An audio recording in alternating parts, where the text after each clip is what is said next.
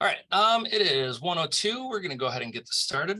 So thank you everybody for joining us today. This is our third and final day of the TrustyCare training sessions that we've been doing. The agenda on the screen, some of the important things we're going to be talking about today is the direct enrollment, RingCentral call recording, and then how to access support and training resources. After this day, since this is the final day, I will be sending out some emails to everybody that was on any of the days for this with some information. If you have any questions, please feel free to reach out to myself. My name is Ben Groves. I am a broker here at Insurance Advisors Direct. And with us is Clayton Bowen. He is going to be the one training us on TrustyCare. I'd prefer if you call me by my title that you gave me yesterday, Ben. Oh, that's right. Mastermind Clayton Bowen will be taking it away. So. Jokes are funny. Okay. Well, thank you very much. And this is the third and final day, but we have a lot to talk about today. What I want to do is first show you kind of the progress that we've made. Okay. So day one, we've entered our beneficiaries. We did a bulk upload. We did manual entry. The second day, we went in and we updated their medications, right? So we went in and bulk emailed everybody. We did the blue button. We did the power of attorney. Now today, what we're going to do, the third step in this process, now that we have gone through and updated all of their medication, all of their pharmacy information, that kind of thing, we now are ready to do the quotes in bulk. Okay, so you no longer, for PDPs, you no longer have to go through one at a time and run a quote for them and then figure out what is the most effective plan for them. With the PDPs, all you need to do is make sure you get them entered, make sure the medications are updated. If they have a current plan, get that current plan entered as well. Remember, we showed you how to do that in the profile yesterday. Now, what we're going to talk about is the batch process. Okay.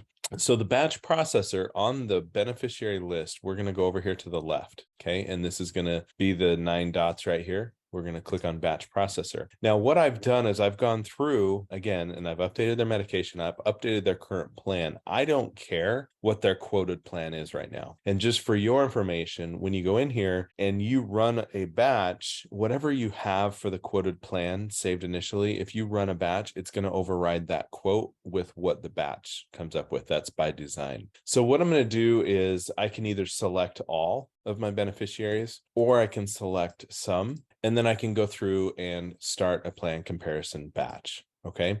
Now what that's going to do is it will add it to the queue and it will process these. Now, what I'd probably recommend, if you have a really big book of business, I'd probably run it at the end of the day, and then just you'll get notified via email. It'll look like this right here, what the results are for that particular batch once it's done.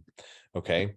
Now, this one is completed. And what this did is it looked at Milo Bowen, my puppy. The current plan that he's on is SilverScript Smart Saver. And what this did is it just said, hey, Clay, they just need to stay in their plan. So what I'll do to look at the detail of how that means that, I'm going to click the 3 dots, and this will bring up an actual template. This actually goes to the beneficiary, and this will show them, hey, we've looked over your plan, and you just need to stay put. So you don't need to do anything. It's just going to auto enroll. So you can see what happened here in 2022. This plan was actually more expensive than the same plan this year. Okay, so we can see the estimated RX out of pocket went down. The plan premium went down. The RX deductible did go up because that's the standard deductible. But the estimated out of pocket plus the drug premiums, that cost went down tremendously. I can see how many drugs are covered. If I wanted to, me as a broker, the beneficiary does not have access to this on the template that you email them. If I wanted to compare this to other plans, I click that and it will take me into this plan comparison page that we went over yesterday. Okay. Again, the beneficiary does not have access to that. If this particular beneficiary needs a new plan, this is what it would look like here. It would say, okay, here's your lowest cost and here's the next lowest cost. So it's pretty much just like doing that plan comparison that I just showed you when you're comparing all the plans, and the lowest estimated out of pocket highest drug coverage is first and then second, so on and so forth. We're giving you the first two. Okay. Now, the other thing that we have to look at here to point out with this new plan, Clay, there's a new plan. There's a current plan on there. Why does it say a new plan? If that particular beneficiary has moved out of that zip code, or they're in a new state or something like that, where that particular plan may not be that plan that they need to be on in that state, maybe it's got different coverage or a different plan ID or something, that's where you're going to say new plan. altogether. Okay. The change in plan is where it's going to say, okay, this is the plan you're on, but you really need to change this. And this is kind of like an FYI for your beneficiary. If you send this out in bulk to say, hey, I've looked this over, contact me and let's discuss to get you on this lower plan. You can see they're currently, the recommended plan is Cigna Saver RX. They're on the Silver Script Smart RX, but you can see the cost difference here. One more of their medications is covered, so that's definitely a plus. But the overall cost is saving them what, $9,000, $8,000 some odd dollars, right? So this is doing that comparison for you. You don't have to touch it. So what does that mean with my workflow, Clay? Great question. So what I would do is I would go in after I've updated all my medications and everything. I run the batch for everybody. Once that batch is completed, then I can come back in here and click on email or send email. Now, the first thing I want to get out of my way is the stay in plan flag. So everybody that says stay in plan flag, I want to wipe my hands clean of it and move on so I can start generating new business, right? So I'm going to say send email, and then that's going to send that email to everybody that is in the stay in plan. So I just eliminated potentially a week's worth of work just by doing those two steps right there. Okay, so stay in plan is off my radar. New plan is the other one that I would recommend doing that as well. Okay, so new plan or no plan. Okay, and that would work the same way. So if they don't have a current plan right here at all, so all these that say no plan, I would probably just get those out of the way as well. And that readies your beneficiary, your client, to contact you and start the process of evaluating and enrolling. But for sure, get this one off your plate. Clay, can this do MAPDs as well? Technically, yes. You can see that I have a DSNP right here. There's some other HMOs I think that I had in here at one time. This will only compare the drugs. Okay, that's why I'm emphasizing the PDP, because that's the line of product where you get the least revenue, but it's also the most time consuming typically, because there's so many people that typically have that. And that's just speaking to so many different people and experience, right?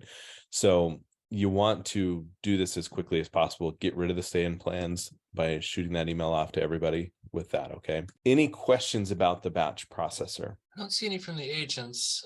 When you click that send email button, can you click multiple there just to send them all? No, this is just one thing, because it's making just one call for that. It's only one at a time. Okay, so you just have to click it, send it, then click again, send a different one. Yeah, exactly. We can probably look at that for an enhancement if you want to put one in. We're always looking to improve. So if that will help speed things up, we can turn that into a checkbox. Yeah, a multi-select. Any other questions you can think of, Ben, on the batch processor?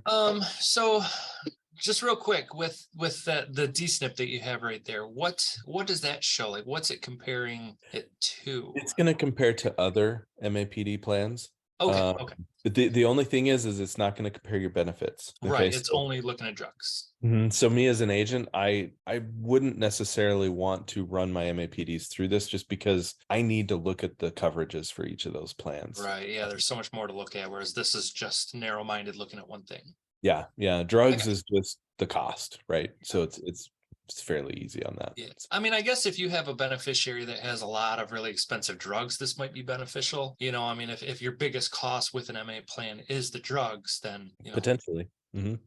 Yeah, I think it would be up to the agent, right? Like whatever their preferences are, they can always run it and see, and then just know that when they go in there and they look at that, they will definitely want to probably click here to compare to other plans so you can view the details and stuff and all that. Good question. Is there a way to compare the different MAPD plans? Just a normal comparison as an agent? Yes.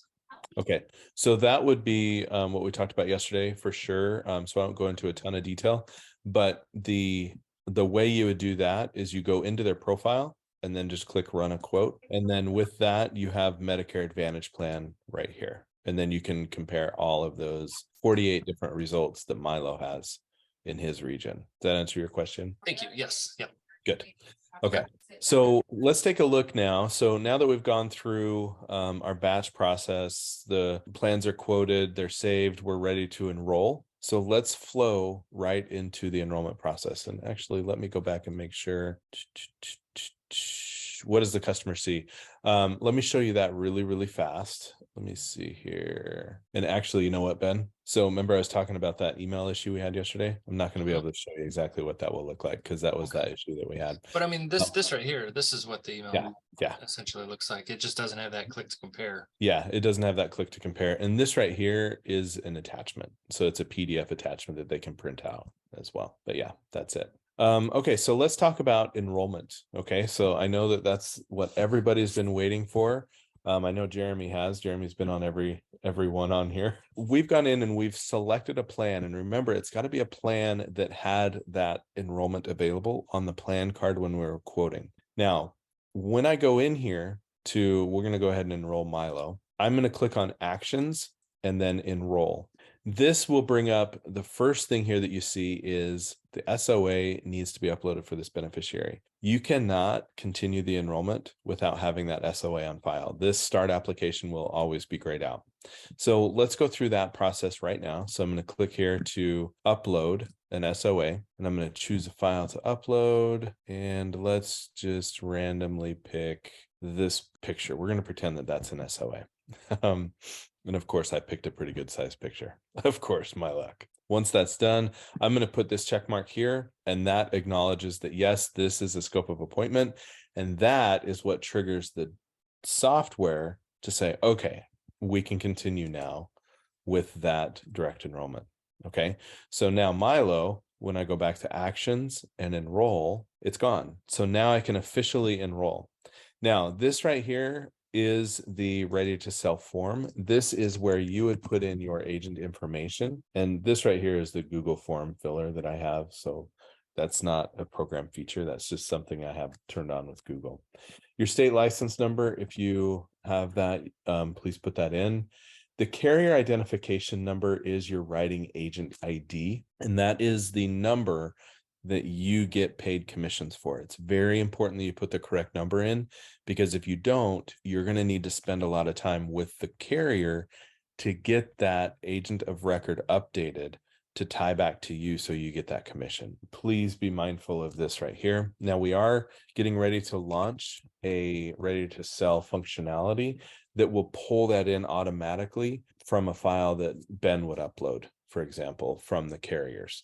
And then that would automatically turn that on based on what the carrier has. And we know, Ben, that changes sometimes on a daily basis. So we'll definitely have more information coming up on that.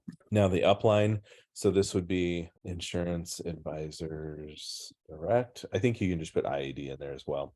And then your agency name. And then I am telling the system, yes, I'm licensed to sell with this carrier.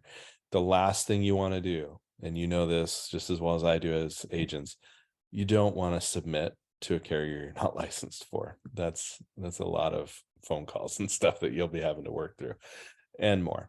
So now that I've entered that information, I'm going to click start application. But before that, I want to point out the plan details is going to take you back to this view right here, where it's just going to bring you to what the details of that plan is. You can view the details of the drug plan here if you want to. The summary of benefits is not the summary of benefits yet that you're thinking of. The summary of benefits here is just this right here. Okay. You will get the full-on summary of benefits in the application flow. So the minute I click here, this is going to bring me to two questions here. So the beneficiary and the broker. The difference between these is the beneficiary would be the ones that do the final review, and they actually click the submit button to send the application in. You don't control that. Okay. All you do is you fill the form out, you fill the application out, and then it goes to the beneficiary. The broker side is where you're doing it on behalf of the beneficiary. Now, I'm going to show you more of what this is going to look like for the beneficiary in a moment. I want to go through the broker flow first. Hey, Okay. Clay, Yeah. can we back up a screen? We had a question. If somebody doesn't have an agency name, would they just leave that blank or put in an agent name? You just put in your agent name. Okay. Absolutely. Yep. Okay. So if you don't have an agency, just put Clayton Bowen there. Yeah. That's totally fine.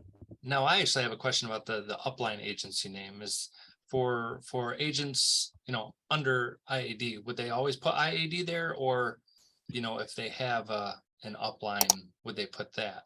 Whoever their upline is, yeah, they would put that name right there. That I think is more information for tying back, informational purposes. The main ingredient here is this right here. Okay, so that upline, I mean, that's really, I mean, that's not anything to do with like assigning commissions or anything. That's always going to go depending on your carrier identification number.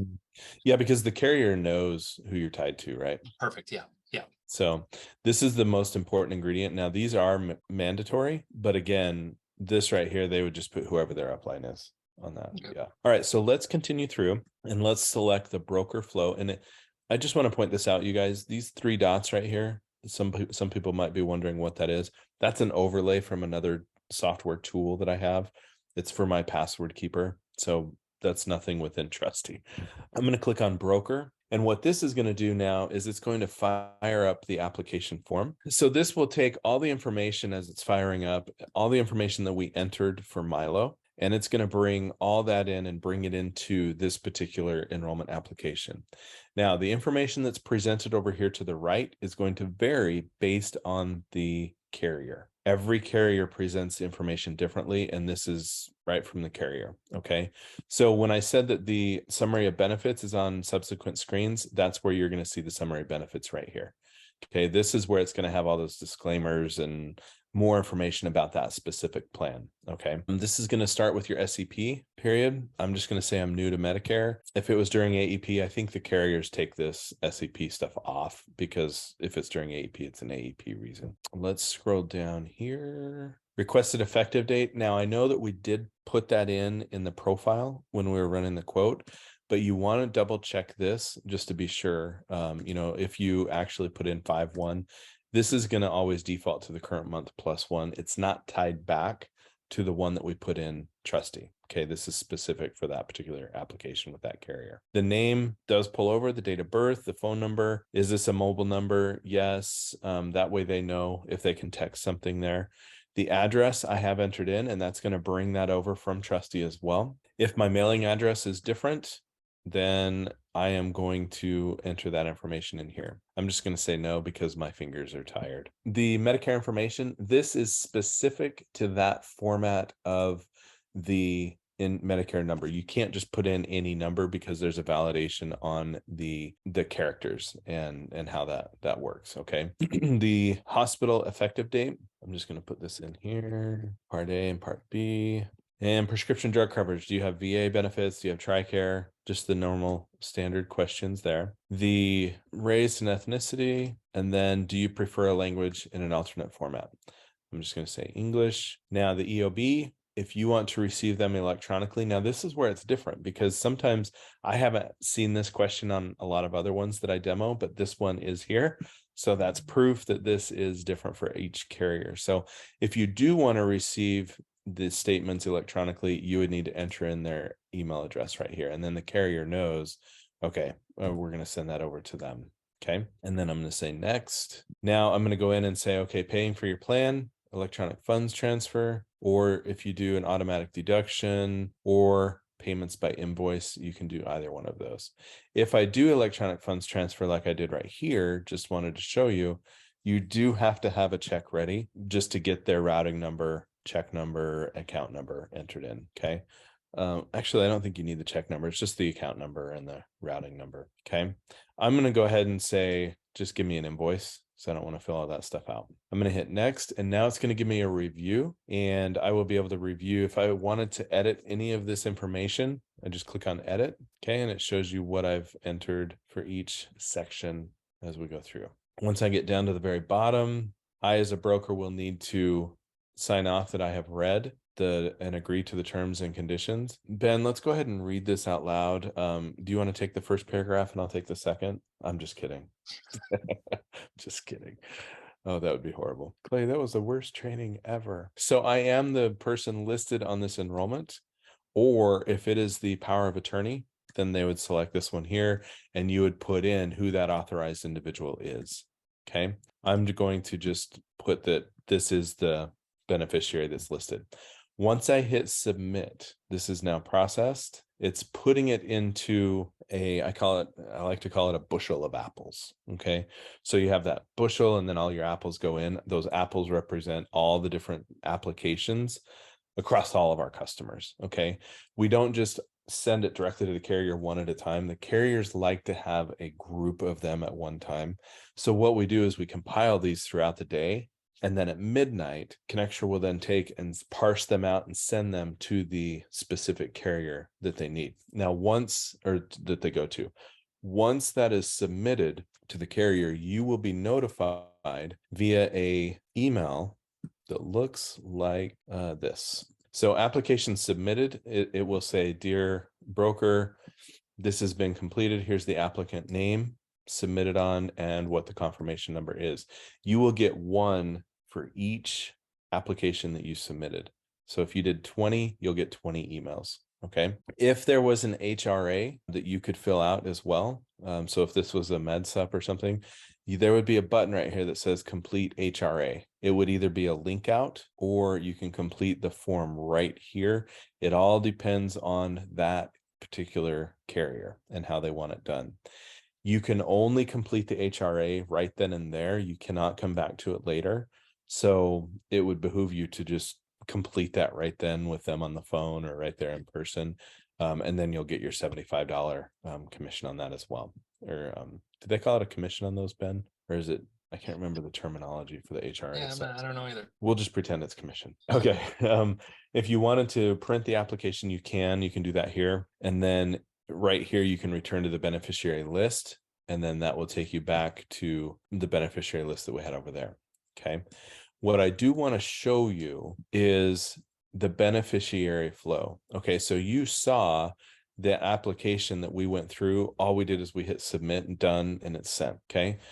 The beneficiary flow is just a little bit different, because when you go through that last part here, and I'm going to share this particular screen because I took some shots for us. After you validate this as the agent, notice that the button says send to beneficiary. It does not say submit. So now when we click send to beneficiary, it's going to say, okay, it'll pop this window up and say, do you want to send it via text, or do you want to send it via email, or both? So you'll put their email address in, put their phone number if you want to. If you want to include the summary of benefits, you can. Now, this is for Mutual of Omaha in this example, but sometimes, like I was saying in the application flow, if the carrier wants to send more information, though, the more information would be optioned here for you to select. Okay, it just varies based on the carrier. Once you click send application, the beneficiary will now be sent a link. And that link will never expire. However, that link that you see right here is a one-time link. They can only click it. If they click it on their phone, they have to complete it on their phone. And then after they do that, if it's through text, that link is no longer valid. Now, they're going to get two options here. They're going to get the link, and then they're going to get a authorization code. Once they click this link, this will pop up on their phone and it will say, hey, Clayton, enter in that code. So they'll enter that unique, in this example, DKSGAJEO. They'll enter that right here. And now they will go through, and I should have taken a different screenshot of this. I apologize, but you can see the check marks here. They have gone through and viewed every piece of the application, got to the last page, and now they had a button here that said submit. The beneficiary is the one that submits this application. So if you're sending it to the beneficiary and they forget to click submit, they didn't submit their application. So I would say probably 99% of brokers, they just want to do it themselves just to be sure that it gets sent through. There might be that one-off occasion where you have a beneficiary that's techie or that wants to do this on their own. They just want to submit it. That's fine. If they want to do that, they can. Once they do, they will get this message right here where it says, here's your application confirmation, what to expect. You'll be notified when it's accepted and your coverage is effective, about 7 to 10 business days. And that's normal, right? Even if you do it on their website, last year, that's about what it is, right? They can email or print this if they want to. Now, what happens for you as a broker, like I was saying, you will get at midnight this confirmation email as well. And this, what your expectations are, and this is good to take note of, and this is the same for the broker flow as well. The application will be queued up in the batch that I was stating, awaiting final submission to the carrier. It's done in bulk at midnight each night, okay? The application status in Trusty at that time will update to application submitted, okay? So application started will stay that way. Again, just to repeat, it will stay application started until midnight when that actually gets sent to the carrier. Then it will change to submitted. So don't be alarmed if you hit the submit button and you look at the application status and it says, well, wait, it just says started. I actually submitted it. Don't worry, because tomorrow it's going to change, right? When you're sleeping. Once it's submitted, you get that confirmation email that I showed you right here for each application. And then to check on the status of the enrollment application, that's where you would log into your broker portal for that given carrier. That is why it's so important in the initial screen that you put the right number in for your writing agent number. If it doesn't show in the portal, each carrier is a little bit different. Sometimes it might take 24 hours to show in the portal. Some of them might take 2 to 3 days to show in the portal. It just totally depends on the carrier and how they get that filtered out. But if you go in there and it's not there, chances are you probably put in the wrong writing agent number. And in that case, you would need to contact the producer help desk at the carrier to get the agent of record updated. And for that, you would need to have a scope of appointment or something as proof so that they can use to know, okay, yes, this is your beneficiary and your client. We're going to tie that back. Now, where does that actually show? Let me show you that in Trusty. I'm going to go back to this right here. So you can see for Milo, application started, but I actually submitted it. So tonight, that's going to change to submitted. You can see once it goes, it will turn green. It will say application submitted. But notice on this one, there is no more quoted plan. I submitted it. Now, once it gets fully submitted, you no longer have a quoted plan. So it's going to by default take that out. Okay. And that just preps it for the next time you want to go in and do a quote. So when I go into this particular beneficiary, that quoted plan now becomes the current plan. And that's record right here. Now, remember from our training yesterday, enrollment history, it is also saved right here. Ben, do we have any questions on the enrollment? Yeah, we have a few. First of all, I have a question about, so they get submitted at midnight. Just out of curiosity, is that going to be midnight, like wherever the agent is local, or is that, Central Time, Eastern Time, Arizona time? Pacific time. Pacific So time. that's 12 midnight Pacific time. So yeah, so the other question that you probably want to ask with that, if you're not asking it right now, is what if I submit it on the last day of the month and it gets submitted at midnight? Is it going to say 4/1 instead of 3/1 for the effective date? Typically what happens is the carriers know based on when that comes through, they will have a cushion typically. Sometimes it's 24 hours, sometimes it's a little bit more, but they will know. They usually have a mechanism in place to know that that came in and that effective date is going to be for that first day of the month. So I answered these. I just want to make sure that I was not misinforming, but so we had why wouldn't you have the upline and agency name and state license fed from the profile fields? That's the future request that's coming in, right? Like that's correct. Yep. Okay. Yep. What that's going to look like, and let me see if I have that configured here so I can show you right here. This is I'm in a demo environment right now, but it would actually pull from right here. Okay, so you will have ready to sell, and this is where your AHIP, your state licenses, and then your carrier contracts. This is where that's all going to be fed in. And you, Ben, we'll be working with you as the upline to set all this up, because then you'll be able to take the spreadsheet from the carriers and automatically feed them in, and it automatically will update all of the downline. Because notice, that'd be real nice. I can't say I'm ready to sell for this.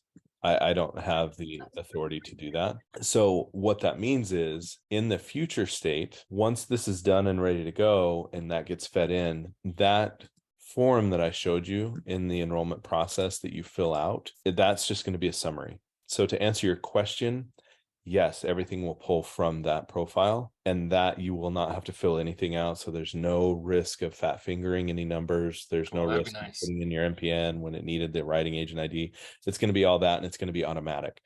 If you are not ready to sell for something, you will not be able to get past the start application at all. That's where you would have to call Ben and say, Mr. Ben, can you please get me set up here? And then Ben can go in there and figure it out. Cool.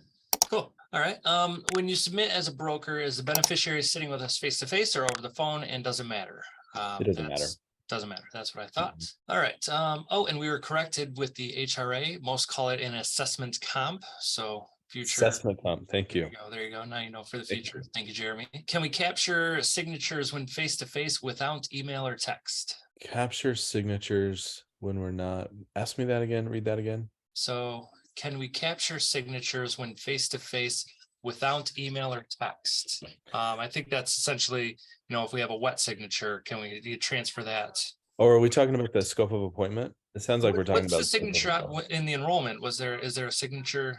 Sometimes the carrier will want a signature on the beneficiary flow. It just depends. In that case, the beneficiary would just use their mouse and just sign it. Sometimes the broker to sign, you just use your mouse and just sign it. Or if you're on a tablet, you can just sign it with your finger. I think what that person is talking about is the scope of appointment.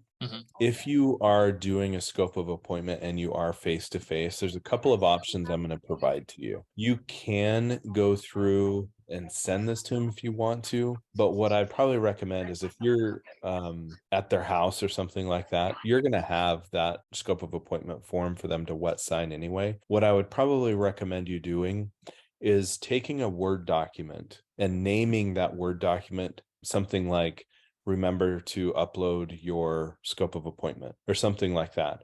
And then you would be able to choose that file, the remember to upload scope of appointment, and then just select this, submit that, and then that will remind you to take that when you get back to the office, the hard copy, scan it, and then upload it just as a document in there. So that's kind of a workaround to that. Does that make sense? Okay. Does that answer their question? I hope so.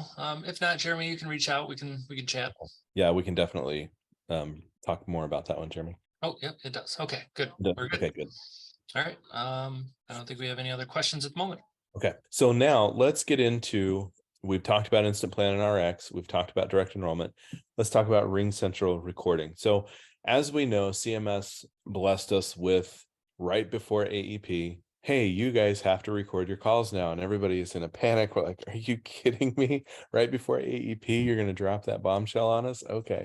Yeah, those were fun times. Oh, geez, that was so crazy. So anyway, so what we did is we went out and we said, okay, we're going to help the agents make this as hopefully as easy as possible. And so we solidified a vendor called RingCentral.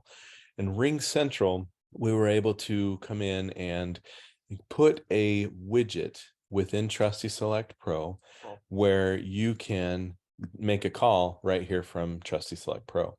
Now you do need to be set up with an account. A phone number will be attached to that, will be assigned to you.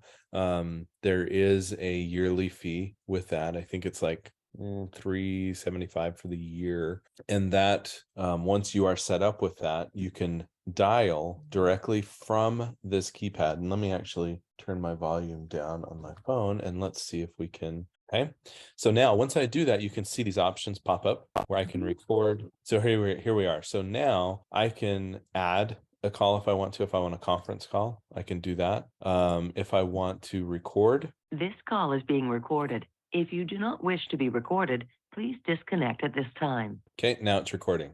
So now I can go through my SOA or whatever it is I need to talk to them about, if it's the plan or whatever. The call actions, you can transfer this if you want to another phone. You can park it, anything like that. It's typically just a normal handset at that point. If you are done, you can either just hang up and that will stop the recording.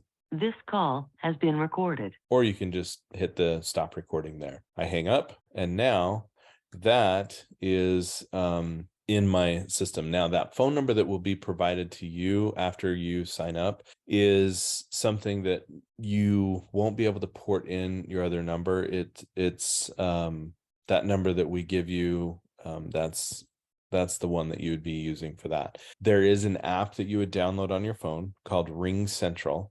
And that app works the same way. Now, what I do on my phone is I have the RingCentral app running, and you can set up a forward to forward it to your other number if you want to, but it all goes right through the same phone. Okay.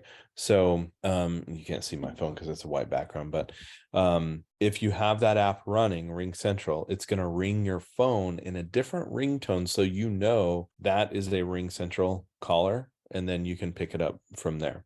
I took a call today from it. Now, the other thing you can do is have the RingCentral app on your desktop. And this right here is where you would be able to see all of your calls that you've made, right? So here's that one that I just made right now. You can add them to your contacts within RingCentral. The voicemail is set up from here as well. So you can have your own voicemail there. You do have the option to text, but this is through, I didn't know I used that for texting. Hey, that's kind of cool. All right, we had an escalation. That's neat. That I texted somebody about. So there is the option for video in here. If you wanted to do a video call, you can link that to your calendar. That's why that's showing up that way. Really, you can even fax if you want to. So there's a lot of functionality in here. What we do within Trusty is we give you the widget enough to allow you to make that phone call and record. Now, one of the questions is, well, Clay, now that I've recorded that, how do I get that recording? I saw in this right here, there is a call recording functionality. But one thing that, yes, this will save here, but it only saves in this application here for 180 days, and then you'll see it drop off. What we did is we negotiated with RingCentral, because we all know that as agents, we have to maintain a record of this stuff for 10 years plus the current year. So what we did is we negotiated that document storage. And so we utilize what's called RingClone. And so RingClone utilizes the same credentials to log in. And this is a storage of all of the phone calls that you make. All of the recordings show up within the files archive. If there is a black box right here, that is your recording. It is an MP3 file format. You can click that and you can play that audio. I'm not going to play that audio because I don't know if there's PHI on that or not, so I won't play it. But once you do, you can download this, and you can see right here, it gives it kind of a long name, right? So the date, what file, so on and so forth. But if you go in here to your documents, you can actually rename this to whatever you want. Okay, so you could rename that to Clayton Medicare quote call, whatever you want, whatever your naming convention is. Okay, this is small enough where you could actually take, and probably if you're doing an audit or something, I don't know if that would happen with you, but if you need to provide proof to CMS or something, this is going to be small enough where you could probably just wrap that up into an email. If it is a really long conversation where the email, it's bigger than what the email, I just lost my word, not domain, but the service provider. Yeah, I think that's it. The email service provider, if it's bigger than what they allow, then you'll probably have to do some sort of a share folder or something, and Google Drive or something like that. But so that is how that would come down. Now this screen here in RingClone is pretty basic as far as your filtering. Okay, so you can go back and view all calls within a certain time frame. You can view all inbound or outbound if you wanted to, just to narrow this down. Recording, if it has a recording. And then once you select all that, you can click search, and then that's going to go out and pull back just those recordings of those phone calls to kind of help you quickly get down to it, so you don't have to trudge through a full listing there. Now, how do you get signed up for RingCentral if that's where you want to go? Within our knowledge base, we have, I think I have the link right here. So with a call recording, and that is not correct. I need to update that. Account creation. Let me go to our knowledge base here really quick. That's actually a good segue to show you the portal and stuff. Before I do that, is there any questions about that part of RingCentral, Ben? Nothing coming in at the moment. Anybody have any questions on RingCentral call recording? It's not Okay. So let's do a segue, because I want to go out to our customer support portal and show you how to register for that, because Ben, I don't think you guys are going to be managing that. It's going to be based on the individual, right? Yeah, I think so. I think that would probably be better. That's typically what happens with that. Yeah. So if you need assistance with this, so you would click on the help button over here on the left, and you would be taken to our customer support portal. Now, in this portal, you have the ability to search for knowledge articles, but also down here on the bottom, you have getting started. This is going to bring up a link. Oops, I don't want that to take over that tab. This will bring up this link right here, where this is a step-by-step guide that I created for you to walk you through every single step that we've talked about over the last 3 days. Okay, so where do we get our data? Are you ready for AEP? This will help you map out, okay, when is a good time that I need to start really preparing for AEP so that it goes very smooth. If you would like to know more about how to use Trusty Select Pro, or you forgot from the training how to use the beneficiary profile, I have some of these I have videos on, and this is a 3-minute video like we were talking about yesterday, where I will walk you through every step of that, but I also have all of the information documented here. Okay, so this is your user guide. It is fully searchable. You can see that there is a search button right here. So if you wanted to search for enrollment, you can do that, and it will bring you right to that page. Okay. So that is the onboarding page. Now the portal, I'm going to use RingCentral for an example. So I'm going to type in RingCentral and requesting a RingCentral account. Okay. So when I click on this is going to give you all of the information that you need to set up your RingCentral account. Okay.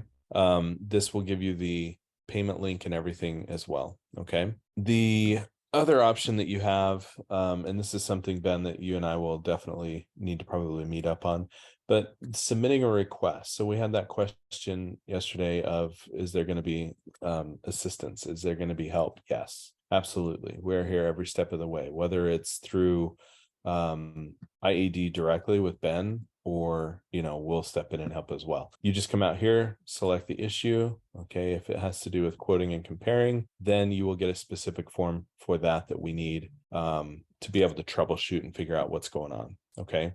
There is the option for chat. If we are logged in and our agents are standing by, then you will have a chat, and you can chat directly, just like it is through your phone with texting or something like that, right? Like it's just a direct back and forth. Let's see, I think that would cover those pieces there, Ben. Is there anything else that I might be missing? Show the feature request. So if anybody has any of those, they know where to. Okay, so you've heard me call out to Ben a couple of times, hey, that is a good feature request to put in. There we go. My face froze. If you do have a good idea or something that you would love to see in the product, that's how we get better. And we want to get better for you as an agent. We want to make your life easier, and we want to be able to provide the right tool for you. So what you would do is, on this portal, you'd come down to community and click this. And then over here on the left, you have feature requests. And within feature requests, this is where you see Ben put in a couple of feature requests from our training a couple of days ago. You can enter in your own by clicking new post. I highly recommend to follow this page, and then you'll get notified when there's a new feature request that goes out there. But let's say I go into this, I want to see what this is about. Okay, this is great. I want to vote up on that. That's important to me as well.